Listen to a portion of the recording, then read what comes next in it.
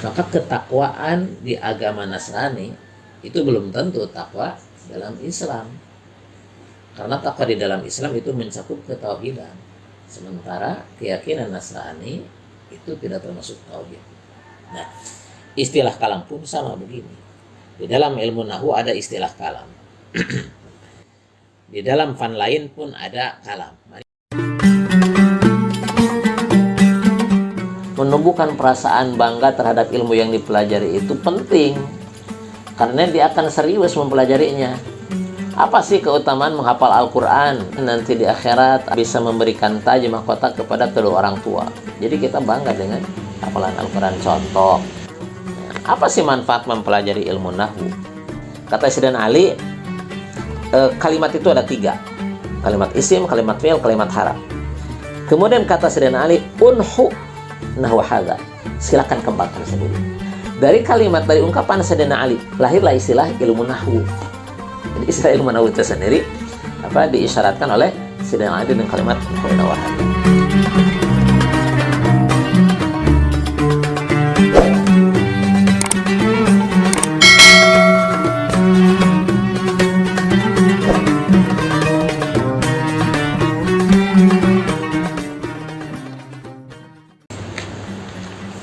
Baik, Assalamualaikum warahmatullahi wabarakatuh. Alhamdulillah wa syukurillah, salatu wassalamu ala rasulillah wa ala alihi wa ashabihi wa mawala. Rabbi shrah li sadri wa yassir li amri wa hlul 'uqdatam min lisani yafqahu qawli wa ba'du. Kita lanjutkan kajian kita kitab Al-Ajrumiyah ini di pertemuan kedua. Dan di sini kita akan membahas tentang kalam. Ngomong sudah apa? Ya, baca dulu. Al-kalamu wal lafzul murakkabul mufidu min wad'i wa aqsamuhu thalathatun. Ismun wa fi'lun wa harfun ja'a li ma'na. Fal ismu yu'rafu bil khafdi wat tanwini wa dukhulil alif wal lam wa hurufil khafdi. Hiya min wa ila wa an wa ana wa fi wa ruba wal ba wal kaf wal lam. Hurufil qasami wa hiya al waw wal ba wa ta wal fi'lu yarafu bi qad wa sin wa sawfa wa ta ittanith sakinati wal harfu ma la yasluhu ma'ahu dalilul ismi wa la dalilul fi'li. Cukup ya. Pertama kita bahas al-kalam. Al-kalamu bermula kalam, huwa dia adalah kalam, al-lafzu adalah lafaz, al-murakkabу yang murakkab, tersusun, al-mufidu yang memberikan faidah, bil wad'i dengan wadh'. Kalam adalah lafaz yang tersusun, memberi faidah dan berbahasa Arab. Ya. Dengan kalimat bil wad'i jelas bahwa bahasan kitab ini adalah tentang bahasa Arab. Nah, bakal bahas yang lain sesuai dengan maudhu, ya. Objek bahasan dari kitab ini adalah bahasa Arab. Nah, al-kalam, kalam itu apa? Kitab ini bahas tentang kalam karena memang tujuan utama ilmu nahwu adalah membahas kalam, bahas kalam. Istilah kalam ini kita akan menemukan selain di dalam ilmu nahwu, ada juga fan-fan lain yang menggunakan istilah kalam. Jadi di dalam fan lain pun ada bahasan tentang kalam. Tentu akan berbeda antara satu fan dengan fan lain meskipun penyebutannya sama. Ya. Umpamanya sumpah atau kata tertib atau apa gitu ya. Yang pertama adalah takwa kepada Tuhan Yang Maha Esa. Semua agama menempatkan bertakwa kepada Tuhan Yang Maha Esa itu sebagai yang pertama di dalam sumpah atau janji setia. Di Islam takwa kepada Tuhan Yang Maha Esa. Kristen takwa kepada Tuhan Yang Maha Esa. Hampir semuanya menempatkan takwa kepada Tuhan Yang Maha Esa sebagai janji yang pertama. Pertanyaannya, sama enggak itu pemahaman takwa kepada Tuhan Yang Maha Esa antara satu agama dengan agama yang lain? Tentu berbeda sesuai dengan agamanya, ya. Maka ketakwaan di agama Nasrani itu belum tentu takwa dalam Islam, karena takwa di dalam Islam itu mencakup ketauhidan, sementara keyakinan Nasrani itu tidak termasuk tauhid. Nah, istilah kalam pun sama begini. Di dalam ilmu nahwu ada istilah kalam. Di dalam fan lain pun ada kalam. Mari kita bahas satu persatu. Pertama, kalam lugawi. Lugawi itu ahli bahasa, ya. Ahli bahasa. Ahli bahasa ini kitabnya itu Al-Mu'jam. Kamus, Al-Mu'jam itu kamus. Ya. Jadi itu kitab bahasa. Di dalam Mu'jam atau kamus, kita akan menemukan istilah kalam. Coba awalnya dengan huruf kaf, lam, mim. Ya. Maka di sana kita akan menemukan kalam itu kurang lebih definisinya seperti ini. Kullu ma afada min kitabatin aw isyaratin aw qadin aw nusabin aw lisani halin. Ini yang dimaksud kalam, ya, di dalam menurut ahli bahasa. Kullu ma afada. Segitu aja. Kullu ma afada, apapun yang berfaedah, itu kalam. Min kitabah, bisa jadi itu berupa tulisan yang berfaedah, itu kalam. Aw isyaratin, atau isyarat yang berfaedah. Uqad, simpul-simpul. Nusab, fasak, ya. Aw lisanil hal, atau lisanul hal. Lisanul hal itu adalah sikap yang memberikan pengaruh untuk ditiru, itu lisanul hal. Apapun yang memberikan faedah kepada orang lain, maka itu dikatakan kalam. Ucapan kalam, ucapan dianggap kalam apabila berfaedah. Ucapan kalau nggak berfaedah nggak dianggap kalam, ya. Isyarat, kode-kode yang berfaedah itu dikatakan kalam. Kalau berfaedah, bermanfaat. Nggak berfaedah nggak dianggap kalam. Maka ketika kita jalan, umpamanya tiba-tiba di depan itu ada tanda belok kiri, memberikan pemahaman bahwa ini jalan harus belok kiri. S di garis miring, apa itu artinya? Tidak boleh berhenti. Itu memberikan faedah, memberikan pemahaman kepada orang lain. Maka kode-kode seperti itu, marka jalan seperti itu, isyarat-isyarat seperti itu dikatakan kalam, ya. Kalam dari unsur isyarat, ya. Kita banyak nih membaca tulisan-tulisan. Ada tulisan yang bermanfaat, ada tulisan yang nggak bermanfaat. Tulisan yang berfaedah, ada yang tidak berfaedah. Yang dimaksud kalam itu adalah tulisan yang berfaedah, yang bermanfaat. Tulisan yang nggak bermanfaat tidak termasuk kalam. Nah, ini menurut ahli bahasa. Lisanul hal, ya. Lisanul hal itu adalah sikap yang memberikan pengaruh untuk ditiru. Bahkan ada ungkapan lisanul hal afsalu min lisanil maqal. Lisanul hal, sikap yang layak untuk ditiru itu lebih fasih daripada lisanul maqal. Lisan dalam bentuk ucapan. Orang tua nyuruh anaknya sholat, nyuruh, itu belum tentu berdampak dibandingkan dengan orang tuanya sholat. Jadi orang tua rajin sholat, memberikan contoh kepada anaknya, itu ditiru oleh anak. Sikap seperti ini, orang tua ini yang memberikan dampak ditiru oleh orang lain, kan berfaedah. Itu yang disebut dengan lisanul hal. Ini kalam lugawi. Yang kedua, kalam usuli, kalam ahli usul. Kalam usuli menurut ahli usul, kalam itu adalah al-lafzul munazzalu ala Muhammadin sallallahu alaihi wasallam al-mu'jiz walau bi aqsari suratin al-muta'abbadu bi tilawati. Lafaz-lafaz yang diturunkan kepada Nabi Muhammad sallallahu alaihi wasallam. Lafaz-lafaz ini terangkum di dalam mushaf dari Al-Fatihah sampai An-Nas, ya. Diturunkannya dari mulai surat Al-Alaq sampai ayat ketiga surat Al-Maidah. Ya, itu lafaz-lafaz diturunkan ala Muhammadin, atas Nabi Muhammad sallallahu alaihi wasallam. Diturunkan kepada Nabi Muhammad lewat siapa? Malaikat Jibril. Ya. Ada dua utusan. Pertama, utusan yang menjadi perantara antara zat yang maha gaib dengan manusia pilihan, malaikat Jibril. Malaikat Jibril pun adalah utusan. Innahu laqaulu rasulin karim dzi quwwatin 'inda dzil 'arsy makin. Yang dimaksud dengan rasul ini itu siapa? Malaikat Jibril.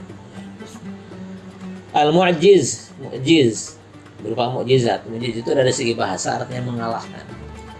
Mengalahkan, melemahkan, tak tertandingi, sesuatu yang istimewa, itu mu'jiz. Dan karakter mukjizat sama seperti itu. Ya. Mengalahkan, melumpuhkan, melemahkan, tak tertandingi, sesuatu yang istimewa.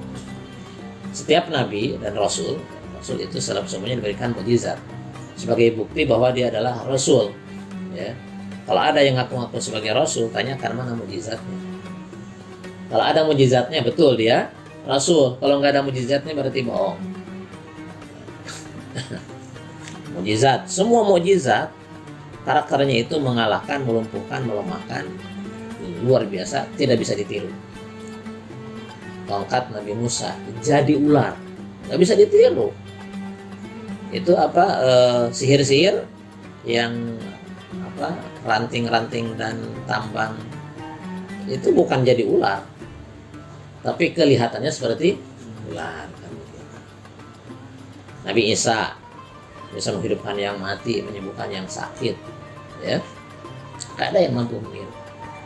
Oke, ada ilmu kedokteran, tapi bagaimana proses penyembuhan Nabi Isa gak mampu ditiru. Ada gak orang yang niru umpamanya bisa menghidupkan yang mati? Ya. Mahir-mahirnya ilmu kedokteran gak ada yang mampu menghidupkan yang mati, atau menormalkan yang pikun, gak ada. Dua hal ini gak ada obatnya, pikun dan.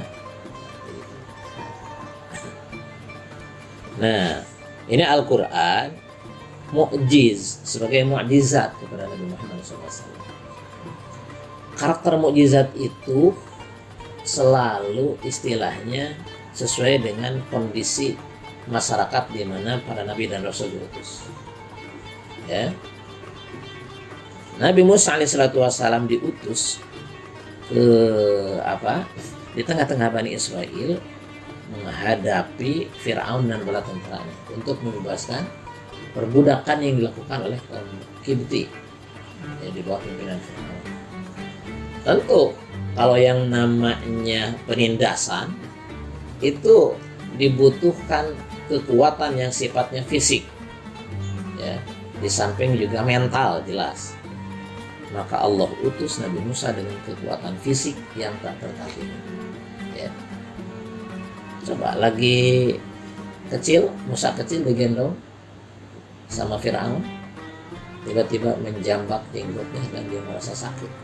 Ya, merasa sakit. Hampir saja dibunuh ini Musa kecil. Seandainya Siti Asia tidak membela, ya, tidak membela. Jadi itu tuh punya kekuatan fisik yang seperti itu. Musa remaja ketika keliling di sekitar istana, tiba-tiba mendapati ada dua orang yang berselisih. Yang satu hadza min syi'atihi wa hadza min aduwi. Satu dari Syiah Nabi Musa, yaitu bangsa Israel, Bani Israel. Yang satu lagi dari musuhnya, ya. Fastaghatsahu alladzi min syi'atihi 'ala alladzi min aduwi. Pemuda yang dari kelompok Nabi Musa ini minta tolong karena dia diintimidasi oleh pemuda yang dari kaum Kipti, ya. Kemudian dipukul itu oleh Nabi Musa, tabok, pak, ditabok langsung mati. Nah, ini kan sebuah keistimewaan juga. Di mana ada orang nabok, cuma nabok biasa gini langsung mati. Itulah mukjizat, selalu sesuai dengan kondisi di mana Rasul tersebut diutus kepada kaumnya. Nah, mukjizat yang diberikan kepada Nabi Muhammad SAW itu beda dengan mukjizat-mukjizat sebelumnya, di mana masyarakat Arab pada saat itu yang paling dihargai di antara mereka adalah yang paling mahir dalam merangkai kata-kata. Ya, merangkai kata-kata. Ada pasar Ukad, festival tahunan bangsa Arab. Di Ukad itu diadakan berbagai perlombaan. Termasuk di antara perlombaan itu lomba bikin syair. Syair yang paling bagus ditulis dengan tinta emas digantung di pintu Ka'bah. Dan itu jadi kebanggaan. Ya. Datanglah Muhammad SAW dengan Al-Quran yang mereka akui ini bukan syair. Ya. Karena begitu indahnya lafaz-lafaz Al-Quran. Ya. Jadi Al-Quran ini adalah al-mu'jiz, menjadi mukjizat. Tidak ada satupun yang mampu menandingi. Dulu itu ada yang ngaku-ngaku sebagai nabi, Musailamah dari Yamamah, Yaman. Ya.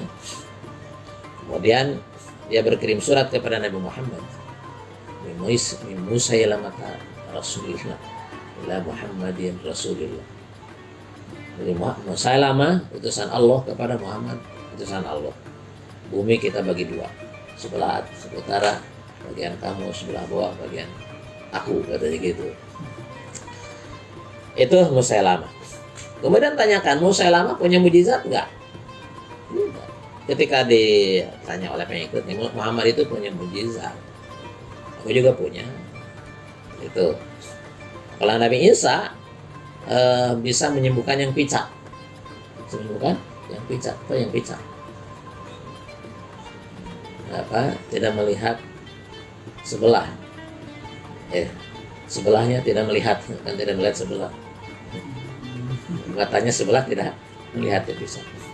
Diusap oleh Nabi Isa, sembuh. Musailamah ada yang picak, diusap juga sama dia. Nih, terus diusap, jadi dua-duanya tidak melihat. Jadi buta. Nah, itu kan mukjizat. Jadi yang mukjizat ini sebagai tanda bahwa dia itu memang nabi atau bukan. Al-Quran ini sebagai mukjizat, tidak ada yang mampu mendampingi, menandingi. Coba-coba ini Musailamah bikin gubahan yang mirip Al-Quran. Al-filu mal-fil, ya, gajah, apa itu gajah? Ternyata kandungan itu hanya menjelaskan tentang fisik gajah, ya. Gajah itu belalainya panjang, telinganya lebar, apa kandungan? Al-Mu'jiz walau bi aqsari surah, meskipun dengan surat yang terpendek, ya. Surat yang terpendek. Apa surat yang terpendek? Surat apa? Al-Kautsar, ya, enggak ada yang mampu bikin. Al-muta'abbad bi tilawatihi, menjadi ibadah dengan dibacanya.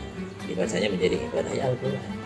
Jadi kalau ulama usul menyebutkan istilah kalam, maka yang dimaksud itu adalah Quran. Gitu. Kemudian juga ada ulama mutakalimin. Ulama mutakalimin, ya. Mutakalimin memberikan definisi kalam itu ibaratun anil ma'nal qadim al-qaim bi dzatihi ta'ala, sebagai istilah tentang mana yang qadim, tiada awal, ya. Qadim itu tiada awal, al-qaim bi dzatihi ta'ala, yang menetap pada zat Allah Jalla wa ala. Kalam, firman. Di antara sifat Allah ada sifat kalam, wujud kidamah, terus mukhalafatuh lil hawadisi, qiyamuhu bi nafsihi, wahdaniyat, qudrat, iradat, ilmu, hayat, sama, basar. Apa yang dimaksud kalam di sana? Ya, yang dimaksud kalam di sana adalah istilah tentang makna yang qadim itu tiada awal. Ya. Firman Allah Subhanahu wa taala tidak ada awalnya. Karena ada awal itu sifat makhluk. Allah bukan makhluk, tidak ada awal. Maksud tidak ada awal gini. Ini kita ngobrol nih. Mulai dari jam berapa? Jam 5 lewat 51 menit 10 detik awalnya. Sampai jam berapa? Jadi ada awal. Kalam Allah tidak ada awal. Maka bayang memang tidak untuk dibayangkan dan gak bakal bayang. Allah ya beda dengan makhluk. Bizati ta'ala. Jadi yang dimaksud kalam menurut ulama mutakalimin apa? Sifat Allah. Nah, ya. Kemudian ulama fikih pun mereka memiliki istilah kalam. Nah, menurut ulama fikih, kalam itu adalah kulluma abtalas shalah, kulluma abtalas shalah min harfin mufhim. Ya, au harfaini wa illam yufhima. Gitu. Kullu ma abtala sholat, setiap hal yang membatalkan sholat, tetapi membatalkan sholat min harfin mukmin, karena pengucapan satu huruf yang bisa dipahami. Ki itu fil apa? Fil amar ya. Waqo yaqi biqayatan waqin waqirun ki. Waqo menjaga, ki jagalah. Wa'ayi ayatan ai. Ini meskipun satu huruf tetapi bisa dipahami. Oh, ini ada perintah. Hati-hati, ki, hati-hati. Nah, sedang sholat tiba-tiba ngucapin ki, sebuah huruf yang bisa dipahami, batal itu sholat ya. Atau dua harap meskipun tadi dipahami. Di sholat ada huruf ain ha. Apa sih maksudnya? Nggak paham ya, meskipun nggak dipahami karena melafalkan dua huruf ya, batal sholat. Ngucapin satu huruf yang dipahami, ngucapin dua huruf meskipun tidak dipahami ketika sholat bisa membatalkan sholat. Hal tersebut disebut kalam. Lihat di dalam kitab fikih, wal kalamul amdu. Di antara hal yang membatalkan sholat itu adalah wal kalamul amdu. Amdu itu sengaja. Apa yang dimaksud kalam di sana? Itu ngucapin huruf ya bisa membatalkan salat. Itu. Dan yang terakhir adalah kalam nahwi menurut ulama nahwu. Nah, menurut ulama nahwu, kalam itu harus terhimpun dari 4 unsur nih: lafaz, murokab, mufid, wadhu. Lafaz, murokab, mufid, wadhu. Nah, ini harus difahami satu-satu. Lafaz, murokab, mufid, wadhu. Apa lafaz? Kita pahami lafaz. Lafaz itu secara bahasa artinya melempar. Lafadho melempar, ya. Lafaztul hajaro, aku melemparkan batu. Lafaz. Karena kalau melempar itu nggak bisa ditarik lagi kan? Nah, melempar nggak bisa dibalik lagi kecuali talaqo. Kalau melempar nggak bisa dibalik. Demikian lafaz pun, ucapan pun sama, nggak bisa ditarik lagi. Sesuatu yang sudah diucapkan nggak bisa ditarik lagi. Secara istilah lafaz itu adalah as-sautul mushtamilu ala ba'dil hurufil hijaiyah. As-sautul mushtamilu ala ba'dil hurufil hijaiyah. Ini lafaz. Suara yang mencakup sebagian huruf hijaiyah. Tidak harus semua huruf hijaiyah. Pokoknya mencakup sebagian huruf hijaiyah. Lafaz. Huruf hijaiyah ada berapa? 28 dari mulai A sampai Ya, ya, Ya sampai Ya. Itu huruf hijaiyah. Ada huruf abjadiyah. Nah, kalau huruf hijaiyah itu adalah huruf yang merupakan bahan baku dasar untuk sebuah ucapan. Bahan baku dasar. Muhammadun, hurufnya adalah mim, ha, mim, mim, dal. Nah, itu huruf hijaiyah. Ada huruf abjadiyah. Huruf abjadiyah itu huruf abjad. A, ba, ja, da, ha, wa, za, ha, to, ya, kala, manun, to, syatun, syafut, sakhotun, dodogun. Ini huruf-huruf bukan untuk bahan baku kalam, tapi untuk ngitung. Huruf abjad itu huruf untuk ngitung. A 1, ba 2, jim 3, dal 4, ya. Ha 5, wa 6, zai 7, ya. Ha, to, yun, dan sebagainya. 1, 2, 3, 4, 5, 6, 7, 8, 9, 10. Habis itu 20, 30, 40, 50, 60, 70, 80, 90, 100, 200 sampai 1000. Nah, ini biasa dipergunakan untuk menghitung. Ahli falak yang suka biasa menggunakan. Jadi kalau ahli falak ngitung-ngitungnya itu menggunakan huruf abjad, ya, huruf abjad. Kita pun di dalam kitab itu akan menemukan seperti itu. Muqaddimah tidak menggunakan huruf angka-angka ini, angka-angka Hindi, ya, angka Hindi 1, 2, 3, tapi menggunakan huruf abjad. Hamzah, ba, jim, dal, gitu, huruf abjad. Kalau ahli falak biasanya menggunakan untuk menghitung bintang-bintang dengan posisi bintang. Astronomi, ya, dipergunakan juga oleh orang astrologi. Astrologi pakai utang hitung. Umpamanya nama kamu siapa? Dihitung sama dia. Nama calon kamu siapa? Fulana, dihitung sama dia. Terus digabungin dibagi 2, nggak cocok nih. astrologi ya haramkan seperti itu ya. Menggunakan huruf abjad itu ya. Sampai usia berapa tahun, 43 tahun, ngapain pengen kawin ya, sudah waktunya. Belum kawin itu kawin kap wau ya, nah, wa ka 20 win 6, jadi kawin itu 26. Oke. Lafadz itu adalah suara yang mencakup sebagian huruf hijaiyah. Ini kalau suara tidak mencakup huruf hijaiyah bukan lafadz. Ya, memang ada. Seperti suara binatang. Itu tidak mencakup huruf hijaiyah. Coba itu apa suara binatang? Suara ayam. Coba kukuruyu. Cek orang Indonesia, cek orang sana malain. Kongkorongo. Wah, kok beda? Ya, memang. Beda itu berarti dia tidak mencakup huruf hijaiyah. Ya. Seperti suara pistol, apa itu? Dor, ya. Dor. Tapi ada yang tar. Dor apa tar sih yang benar? Gitu. Suara benturan ya, gesekan benda mati gitu ya. Suara benturan, coba apa? Kira-kira kalau pedang jatuh itu bunyinya yang mana? Teng atau gomrang? Gomprang gitu kan. Lidah orang Arab bukan begitu meredaksikannya. Suara pedang jatuh itu kobe. Jauh ya, kobe. Ya, jadi karena seperti itu beda-beda pelafalannya pun beda.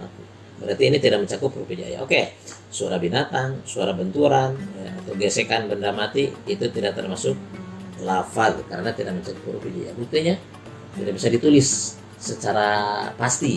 Ya. Lafaz terbagi dua. Pertama ada lafaz musta'mal, lafaz yang dipergunakan dalam kalam Arab seperti zaid. Ya, kita sering mendapati zaid. Ya. Yang kedua ada lafaz muhmal. Ya, lafaz muhmal. Lafaz muhmal itu adalah lafaz yang tidak dipergunakan di dalam kalimat Arab seperti daizun. Daizun ini mencakup huruf hijaiyah dal, ya, zai. Tapi di dalam prakteknya ada nggak di dalam kalam Arab kalimat daiz? Nggak ada. Daiz nggak ada. Coba membalikkan kata zaid dibalikan jadi daiz. Nggak ada. Nah, ini lafaz muhmal. Yang kita maksud adalah lafaz musta'mal, lafaz yang biasa dipergunakan di dalam kalimat Arab. Wallahu a'lam bishawab.